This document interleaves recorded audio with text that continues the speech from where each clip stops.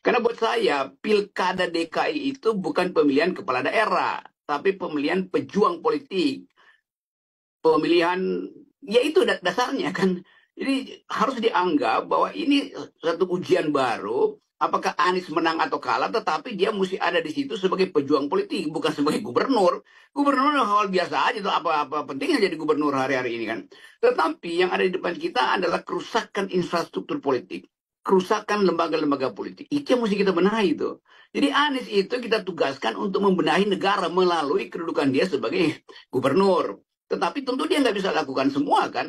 Namun yang diperlukan sinyal bahwa dia adalah gubernur yang hendak memperbaiki negara ini. Itu dasarnya. Entah 2029 kapan. Tapi kita mesti sinopsikan itu supaya Jakarta walaupun dia pindah sebagai ibu kota, tapi ini tetap ibu kota politik, ibu kota bisnis, ibu kota kebudayaan, ibu kota rumor, ibu kota gosip, segala macam ada di Jakarta kan. Jadi memimpin Jakarta itu artinya sudah pasti akan memimpin Indonesia tuh. Jadi kita ulangi perlahan-lahan. Fungsi dari Anies itu adalah penanda baru politik Indonesia. Penanda baru itu yang lama-lama ya udah Jokowi, Prabowo, Kaisang. Apalagi tadi ngapain ngomong-ngomongin pertimbangin Kaisang segala macam tukar kalau nggak ada soal situ. Sekali kita ingin berjuang itu tinggalkan semua semua becek yang dibuat oleh Pak Jokowi kan. Jadi harusnya begitu tuh. Kalau itu ya udah nanti gue jadi juru bicara tim kampanye PKS, bukan tim kampanye Anies ya, tim kampanye PKS itu.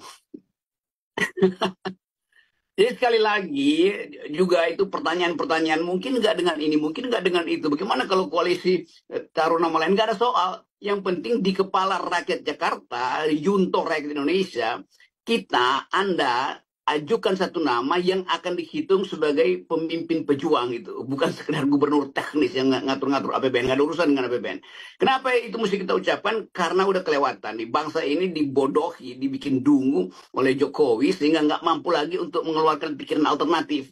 Soal pilkada ini cuma soal pemilihan presiden, gubernur, bukan. Ini pemilihan cara berpikir baru tentang politik.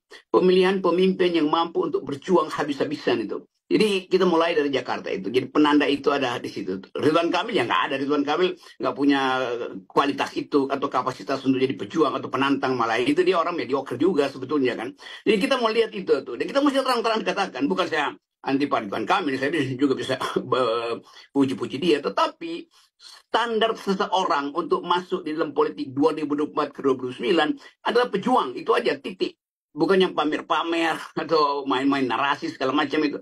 Orang yang punya ide dan mau mengatakan bahwa saya mau bertengkar dengan ide yang tidak menghalangi saya. Nah, saya mau dengar itu dilanjutkan ide-ide soal desak Anies yang sudah dibuat dengan baik sebetulnya tuh. Jadi sekali lagi poin saya bukan soal kalkulasi kuantitatif, tetapi kalkulasi untuk menghasilkan seorang yang dalam kualitas apapun berbeda dengan Prabowo, berbeda dengan Jokowi, dan berbeda dengan siapapun. Apalagi dengan Ridwan Kamil.